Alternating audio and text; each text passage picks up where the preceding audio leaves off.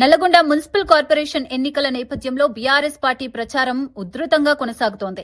ఈ ఎన్నికల ప్రచారంలో భాగంగా పాన్గల్ ప్రాంతంలోని 1, 2, 3 డివిజన్లు, అలాగే నల్లగొండ పాతబస్తీ పరిధిలోని 28వ డివిజన్లో బీఆర్ఎస్ పార్టీ కార్పొరేటర్ అభ్యర్థుల గెలుపును లక్ష్యంగా పెట్టుకుని విస్తృత ప్రచారం నిర్వహించారు. ఈ కార్యక్రమంలో Nalgonda municipal corporation chairman, Nalgonda జిల్లా శాసనమండలి సభ్యులు ఎంసీ కోటిరెడ్డి పాల్గొని పార్టీ శ్రేణుల్లో ఉత్సాహం నింపారు.